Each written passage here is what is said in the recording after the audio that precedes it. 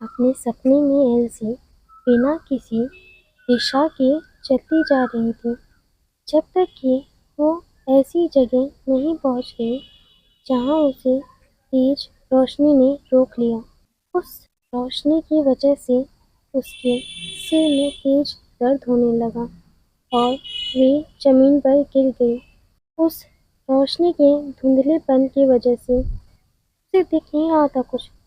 फिर सामने आसाफ दिखाई दिया, जो एक बेहाल हालत में खड़ा था। एल्सी आसाफ की ऐसी हालत देखकर हैरान हो गई। इतनी ठंड में तुम ऐसे क्या कर रहे हो? ऐसे क्यों घूम रहे हो?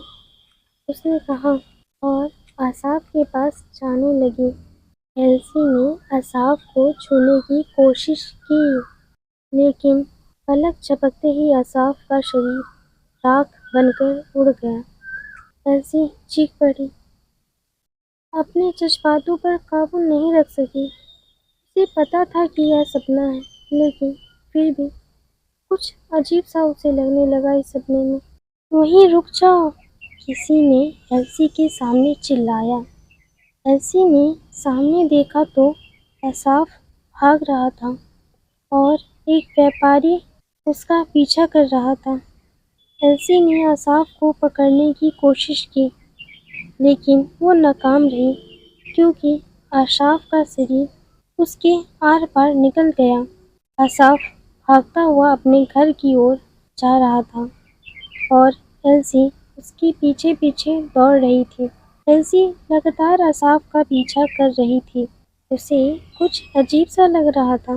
उसने उस नॉवेल को पढ़ा था, उसमें इस हादसे के वक्त कभी भी बर्फबारी या तूफान नहीं दिखा था।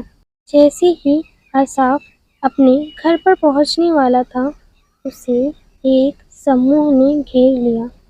सभी ने चेहरे ढक रखे थे और उनके हाथों में खंजर था। तुम लोग कौन हो? एल्सी ने चिल्लाया। जब उसने उन लोगों को देखा, उनमें से एक ने कहा, तो तुम उसी का बेटा हो ना? अच्छा हुआ तुम मिल गए। लगता था कि उनका मकसद आसाफ को मारना था। अपनी माँ और पिता को खून से लथपथ देखकर आसाफ जोर से चिल्लाया। खुद को छुड़ाने लगा। इसकी चिल्लाहट बहुत हो गई, इसे चुप करा देते हैं, इनमें से एक आदमी ने कहा और हाथ उठाकर आसाफ को चाकू घोंप दिया। एल्सी चिल्लाई और उसकी तरफ दौड़ पड़ी। चलो, इससे पहले कि तूफान और आगे बढ़ जाए, एक आदमी ने कहा और उसने हाथ में पकड़ा हुआ लैंप नीचे गिरा दिया, जिससे आसाफ का घर चलने लगा। क्या यही है वो बच्चा? तो अभी जिंदा लग रहा है, एक आदमी ने पूछा। तुम्हें क्या लगता है, ये आग से बच पाएगा? उसके दोस्त ने जवाब दिया और फिर दोनों वहां से चले गए। एल्सी ने आसाफ को गले लगाकर जोर जोर से रोना शुरू कर दिया। वो अब और बर्दाश्त नहीं कर पा रही थी। एल्सी अब उठ जाना चाहती थी, इस बुरे सपने से बाहर निकलना चाहती थी। अब एल्सी को एहसास हो गया था कि आसाफ की जिंदगी कितनी दर्दनाक थी। तभी वो विलन बन गया। एल्सी ने किसी के कदमों की आवाज़ सुनी, वो उसकी ओर जा रही थी। उसने पीछे मुड़कर देखा, वो उसकी छोटी एल्सी थी। अपने आप को देख पा रही थी वो पास आई और बोली, क्या तुम इस बच्चे की किस्मत बदलना चाहती हो? एल्सी हैरान रह गई। उसे समझ नहीं आया कि वो खुद को कैसे देख पा रही है और बात कर पा रही है। अब तक उसके किसी भी सपने में कोई उससे बात नहीं कर पाया था, चाहे वो सपना जितना भी दोहराया हुआ हो। हर बार एक दुखद मौत हो ही जाती है। यही है इस बच्चे की किस्मत। लेकिन क्या तुम उसे ऐसे ही मरने दोगी? छोटी वाली एल्सी ने खुद से कहा। एक पल के लिए आसाफ का चेहरा एल्सी के जहन में बस गया था। उसने पहले ही वादा किया था कि वो आसाफ को बचाएगी। एल्सी के सामने असाफ की आत्मा को देखा जो चमक रही थी और आग की ओर बढ़ रही थी। एल्सी उठी और खड़ी हो गई। इस बार वो ठान चुकी थी कि असाफ को बचाएगी। रुको, मैं आ रही हूँ। मैं तुम्हें बचाऊंगी, एल्सी ने कहा और चलती हुई आग की ओर बढ़ गई। मदद करो, कोई हेल्प करो मेरी प्लीज, असाफ चिल्ला रहा था। उसके सामने ही आग से बना एक राक्षस प्रकट हुआ जो उसे निगलने की कोशिश कर रहा था। एल्सी ने उस राक्षस पर चिल्लाया कि वो असाफ को छोड़ दे। जलती हुई आग के बीच एल्सी ने असाफ की आत्मा को वापस लाने की कोशिश की। अब कहानी उस समय में जाती है जब एल्सी बीमार थी। एल्सी को बुखार आया था। लगभग 4 दिन हो चुके थे। वो मुश्किल से उठ पाई। जब एल्सी उठी, ड्यूक टिया ने पूछा, क्या तुम ठीक हो? एल्सी ने खास खास कर ड्यूक टिया से कहा कि असाफ को जल्दी बचा लो। रात को एक नाइट ड्यूक टिया से मिलने आया और उसे जो कुछ मिला उसी को रिपोर्ट दी। रिपोर्ट सुनने के बाद ड्यूक टिया ने नाइट को वापस अपनी ड्यूटी पर भेज दिया। बीमार एल्सी बार बार उससे गुजारिश कर रही थी कि वो असाफ को बचा ले। ड्यूक टिया को कुछ समझ नहीं आ रहा था, लेकिन वो एल्सी की बेबसी नहीं देख सका। आखिरकार उसने तय किया कि वो जाएगा। वो अपनी नाइट्स के साथ असाफ के घर पहुंचा। वहां पहुंचकर उन्होंने देखा कि एक जोड़ा खून से लथपथ पड़ा था। नाइट्स ने घर की जांच की और 2 अपराधियों को पकड़ा जो भागने की कोशिश कर रहे थे। जब ये अपराधियों को काबू में कर रहे थे, असाफ की मां ड्यूक टिया का पैर पकड़कर उठने लगी। वो होश में आई और बोली, घर को जला दो, क्या मतलब है तुम्हारा? ड्यूक टिया ने हैरानी से पूछा। उसने कहा कि असाफ मेरे लिए दवा लेने गया है। मैं नहीं चाहती कि उसे पता चले कि असाफ जिंदा है। यही उसका बचाने का एकमात्र तरीका है। असाफ की माँ ने असाफ को बचाने के लिए भीख मांगी और इतना कहने के बाद उसने अपनी आखिरी सांस ली। उसकी आखिरी इच्छा को पूरी करते हुए ड्यूक टिया ने कार्रवाई शुरू कर दी। नाइट्स की मदद से वो जल्दी से सारा कार्यक्रम करके यहाँ से जाना चाहते थे। नाइट्स की मदद से वो जल्दी ही उस व्यक्ति के पास पहुँचना चाहते थे जिसने यह सब किया है। वो कोई और नहीं है बल्कि सम्राट था। ड्यूक टिया की बात सुनकर असाफ ने गुस्सा रोकने की कोशिश की। समझ गया, तभी तो तुमने भी उसके साथ काम करना शुरू किया, प्रिंस अल्सेस्ट ने कहा। ड्यूक टिया ने समझाया, मुझे करना पड़ा क्योंकि जब मैं वहाँ नहीं था तब उन्होंने मेरी बेटियों को जहर दे दिया था। तो अपने बच्चों को बचाने के लिए मैं क्या करता? तो उस बच्चे का क्या हुआ? असाफ ने पूछा। ड्यूक टिया ने उस घटना को याद किया जब उन्होंने घर को जलाया था। तब असाफ जो बाहर गया था लौट आया था, लेकिन जब उसने अपना घर जलते हुए देखा वो वहाँ से भाग गया। असाफ को भागते हुए देखा 2 नाइट्स ने उसका पीछा करना चाहता था, लेकिन ड्यूक टिया ने रोक दिया। उसने कहा, बस करो, अब और पीछा करने की ज़रूरत नहीं है। आपको नहीं लगता कि वो बच्चा आपसे नफरत करने लगा होगा? तो यही सोचता होगा कि आपने उसके परिवार को मार दिया, असाफ ने कहा। ड्यूक टिया ने सिर हिलाया और जवाब दिया, शायद, लेकिन मुझे लगता है वो भागकर बच गया होगा। यही उसकी किस्मत थी। फिर उसने कहा, जब सम्राट को पता चला कि वो लड़का मुझसे छूट गया तो उसने मेरे बच्चों को बंदी बना लिया।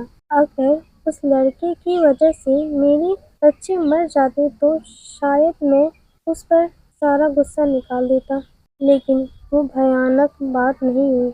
मुझे यकीन है कि वो कहीं ना कहीं अपनी जिंदगी में अच्छे से जी रहा होगा। ड्यूक टिया की बात सुनकर असाफ को अब आखिरकार सारी सच्चाई पता चल गई। अब उसे अपनी फैमिली की मौत का असली वजह का पता चल चुका था। मैंने सुना आपने किसी वजह से अपना कोट ऑफ आर्म्स बदल दिया था। क्या आपको अफसोस है? प्रिंस अल्सेस्ट ने पूछा। ड्यूक टिया ने जवाब दिया, अगर मैं समय में वापस भी जाता तब भी मैं वही करता। उस बच्चे को बचाना मेरी 3 साल की बेटी की पहली ख्वाहिश थी। ड्यूक टिया ने फिर से कहा। ड्यूक टिया की सारी बात सुनकर आसाफ अपने जज्बात पर काबू नहीं रख पाया। वह उठकर खड़ा हुआ और वहाँ से जाने के लिए उसने इजाज़त मांगी। उसने कहा, मुझे कुछ काम है। ठीक है, अगर तुम बिजी हो तो जा सकते हो, प्रिंस अल्सेस्ट ने जवाब दिया। असाफ के जाने के बाद प्रिंस अल्सेस्ट और ड्यूक टिया ने अपनी बातचीत जारी रखी। प्रिंस अल्सेस्ट ने कहा, मुझे उम्मीद नहीं थी कि सम्राट इतनी घटिया हरकत करेगा। मुझे पता था कि वो स्वार्थी, बेईमान और बेरहम और डरपोक है, लेकिन इतना नीचे गिर जाएगा ये नहीं सोचा था। अगर वो अब भी तुम्हें धमका रहा है ताकि तुम्हारी वफादारी बनी रहे, तो इसका मतलब है कि तुम्हारा असर काफ़ी ज़्यादा है और इसी वजह से लुडविक भी कुछ ऐसा ही प्लान बना रहा है ना? उन्होंने बताया कि उन्हें पता है प्रिंस लुडविक ने हाल ही में अनीशा की जड़ और अकेल का सद्गुण हासिल किया है। वो आखिर में उसे एल्सी को पाने के लिए इस्तेमाल करना चाहता है। ड्यूक टिया का माथा सिकुड़ गया। ये सोचकर वह उलझ गया कि कहीं वही सब कुछ फिर से ना हो जाए। ड्यूक टिया ने मन में सम्राट को लेकर जो सोची थी उसे जानकर प्रिंस अल्सेस्ट को सुकून मिला, क्योंकि अब वो एलिसा से शादी करेगा और ड्यूक टिया का परिवार भी उसका अपना बन जाएगा। इसी के साथ उसने ड्यूक टिया से वादा किया कि वो उसके परिवार की हिफाजत करेगा। उधर असाफ, जो बाहर था, सोचने लगा कि वो अब तक बस बदले की आग में ही जी रहा था, लेकिन उसे ये नहीं पता था कि कोई सच में उसे बचाना चाहता था। मैंने कभी अपनी ज़िंदगी में इतना खुश नहीं हुआ। असाफ बहुत आभारी था कि वो दोबारा एल्सी से मिल पाया। जब असाफ ये सोच रहा था, तभी अचानक अलीसा वहाँ आ गई। अब फिर से एल्सी के सपने में वापस आते हैं।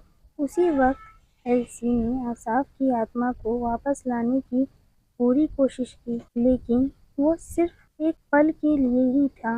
एल्सी ने अपनी हथेली खोली और असाफ की आत्मा को देखा।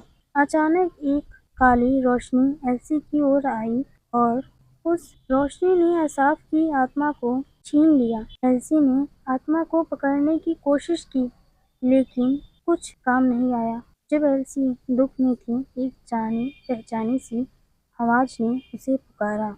एल्सी एल्सी के सामने देखा, वहाँ एक औरत खड़ी थी। वो देवी प्रेमिसा थी। एल्सी को दुखी देखकर देवी प्रेमिसा ने उसकी ओर बढ़ी और बोली, तुम फिर से दुखी और टूटी हुई हो? एल्सी ने जवाब दिया, मैंने असाफ को बचाने की कोशिश की, लेकिन नाकाम रही। देवी प्रेमिसा ने कहा, असल में तुमने असाफ को बचा लिया है। जो तुमने देखा वो सिर्फ एक याद का हिस्सा था। तुमने उसकी किस्मत बदलने के लिए कितनी बार खुद को कुर्बान किया है।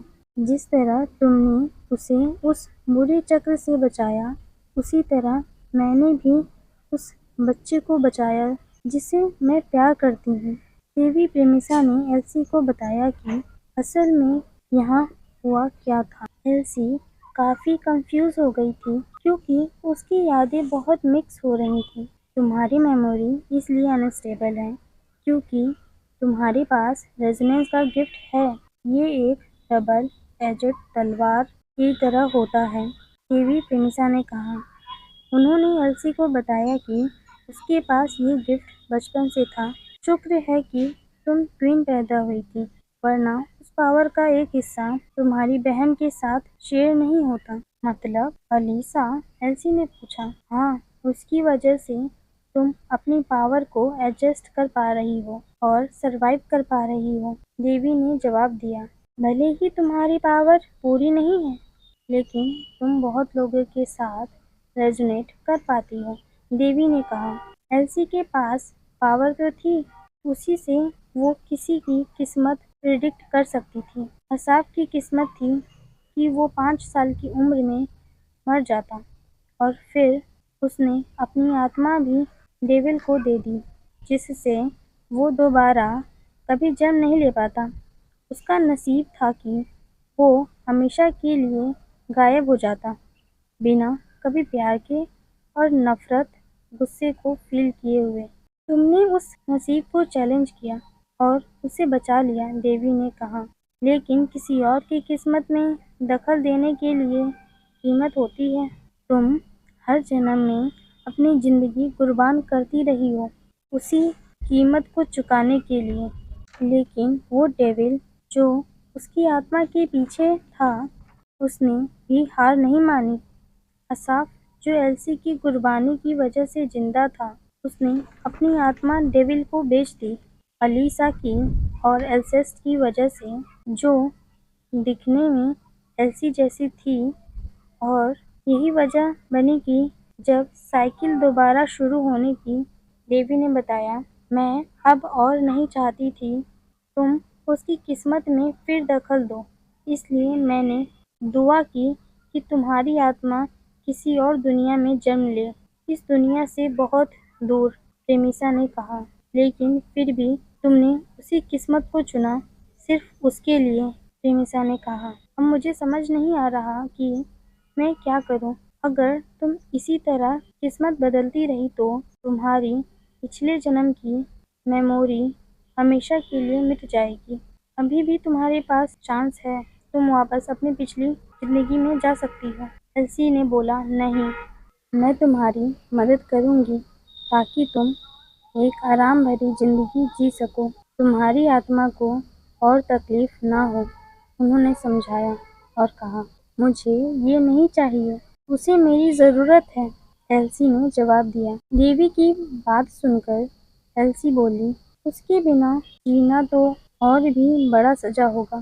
प्लीज़ मुझे वापस जाने को मत कहो, मैं उस पिछली ज़िंदगी में नहीं जाना चाहती, मैं बस उसके साथ रहना चाहती हूँ, मुझे बस उसके साथ जीने दीजिए, प्लीज़। देवी प्रेमिसा उसकी बात सुनकर मुस्कुराईं। उन्हें पहले से ही पता था कि एल्सी ऐसा ही बोलेगी, लेकिन वो बस टेस्ट करना चाहती थी। इतनी प्यारी और सच्ची आत्मा हो, तुम्हें देखकर कोई कैसे प्यार ना करे, उन्होंने कहा। चलो वापस चलते हैं, वो तुम्हारा इंतज़ार कर रहा होगा। उसके बाद एल्सी की नींद खुली। उसके पास आसाफ बैठा था, बहुत ही परेशान और घबराया हुआ। एल्सी उठने की कोशिश कर रही थी, लेकिन उसका शरीर दर्द से कांपा जा रहा था। तुम्हें हिलना नहीं चाहिए, तुम 3 दिनों से बेहोश थी, आसाफ ने कहा। एल्सी ने अपना सिर पकड़ लिया। उसे यकीन नहीं हो रहा था कि इतने दिन तक बेहोश रही। मैं बहुत ज़्यादा राहत महसूस कर रहा हूँ कि तुम उठ गई। अगर तुम नहीं उठती तो मैं सच में पूरी दुनिया तबाह कर देता, असाफ ने अपनी फीलिंग्स दबाते हुए कहा। ऐसा नहीं होगा, मैंने प्रॉमिस किया था ना, जो भी हो जाए मैं तुम्हें कभी नहीं छोड़ूंगी। एल्सी ने ये कहते हुए आसाफ के चेहरे पर प्यार से किस किया। मुझे बहुत डर लग रहा था तुम्हें खो देने का, ऐसा लग रहा था जैसे मेरा दिल रुक ही जाएगा, आसाफ ने कहा और एल्सी को जोर से गले लगा लिया। सॉरी, मैंने तुम्हें इतना परेशान किया, एल्सी ने धीमे शब्दों में कहा। तुम्हें माफ़ी मांगने की कोई ज़रूरत नहीं है, पर ये सब हुआ कैसे? सारे बेवकूफ़ डॉक्टर्स तो कह रहे थे कि उन्हें कुछ समझ नहीं आ रहा, असाफ ने कहा। उधर अलीसा और प्रिंस एल्सेस्ट चुपचाप खड़े उन्हें देख रहे थे। मुझे लगता है अब हमें उन्हें थोड़ा प्राइवेट टाइम दे देना चाहिए, अलीसा ने कहा। दोनों ने एक दूसरे को देखा और बिना कुछ बोले वहाँ से चले गए। क्या बात है, इतनी रात को क्यों मिलने आए हो? अलीसा ने कहा जब उसने प्रिंस एल्सेस्ट को अपने कमरे में देखा। प्रिंस एल्सेस्ट ने उसे देखा और कहा, अगर तुम्हें कोई प्रॉब्लम ना हो तो क्या मैं तुम्हें थोड़ा टच कर सकता हूँ? क्या तुम पागल हो गए हो क्या? अलीसा ने चौंकते हुए कहा, मतलब हमारी अभी शादी भी नहीं हुई है और तुमने मुझे प्रपोज भी नहीं किया ठीक से, वो बोली और मुंह मोड़ लिया। डॉक्टर ने तुम्हारा इलाज किया था लेकिन शायद ठीक से नहीं हुआ क्योंकि मैंने ध्यान नहीं दिया और तुम मुझसे दूर रहने लगी तो मैं अच्छे से देख नहीं पाया, उसने कहा। अलीसा का दिल धड़कने लगा और उसने प्रिंस एल्सेस्ट को देखा। इलाज पूरा करने के बाद अलीसा ने धीमे से थैंक यू कहा। तुमने जो कहा वह सही था और अब जब मैं घुटनों पर हुई तो मैं तुमसे शादी करना चाहता हूँ, प्रिंस एल्सेस्ट ने कहा। मैं वादा करता हूँ तुम्हें कभी भी चोट नहीं लगने दूंगा, चाहे कुछ भी हो जाए। क्या तुम मुझसे शादी करोगी? उसने प्रपोज किया। उसकी प्रपोजल पर अलीसा को जोर से हंसी आ गई। उसे बहुत फनी लगा कि कोई लड़का उसे प्रपोज कर रहा है, वो भी उसकी टांग पकड़ते हुए। प्रिंस एल्सेस्ट ने हाथ जोड़ दिया और शर्म से लाल हो गया जब उसे अपनी हरकत का एहसास हुआ। तो क्या हुआ? ये तो जाहिर सी बात है कि तुम मेरी किस्मत की पार्टनर हो। हाँ, मैं तुमसे शादी करूंगी और थैंक यू ये सब कहने के लिए, अलीसा ने कहा और उसके चेहरे को छू लिया। उधर एल्सी के कमरे में वे नींद से जगी और देखा कि आसाफ उसके पास ही सो रहा था। वो तो बस एक मासूम बच्चा है जो एक गर्म रजाई चाहता था, एल्सी ने मन में सोचा। एल्सी बेड से उठी और आसाफ के पास गई। अगर ये दर्द तुम्हें ठीक करने के लिए है तो मैं इसे खुशी से झेल लूंगी, उसने आसाफ के बालों में हाथ फेरते हुए कहा। मुझे कोई फर्क नहीं पड़ता, बस तुम तकलीफ में ना रहो। आई लव यू, एल्सी ने कहा और उसके माथे पर एक प्यारा सा किस किया। अगले दिन एल्सी फिर नींद से उठी। अजीब है, मैं तो जमीन पर सो गई थी, एल्सी ने सोचा। थोड़ी देर बाद आसाफ ब्रेकफास्ट लेकर आया। एल्सी ठीक से सो पाई हो? आसाफ ने पूछा। वाह, तुम 3 दिन तक सोती रही और फिर अब आधा दिन और सोई हो, वो बोला और पास आया। अब कैसा लग रहा है, ठीक हो? मैं बिल्कुल ठीक हूँ, सच कहूँ तो बहुत फ्रेश फील कर रही हूँ। अजीब है पर लग रहा है जैसे सब कुछ नॉर्मल हो गया हो, एल्सी ने कहा। और पर तुमने 3 दिन से कुछ खाया नहीं है तो पेट थोड़ा सा खाली होगा ना, पहले कुछ हल्का सा खा लो फिर दवा ले लेना, आसाफ ने कहा। वो खिचड़ी का एक चम्मच एल्सी को खिलाने लगा। आसाफ उसे देख रहा था मुस्कुराते हुए। ऐसे क्यों देख रहे हो? एल्सी ने शर्माते हुए पूछा। आसाफ मुस्कुराया और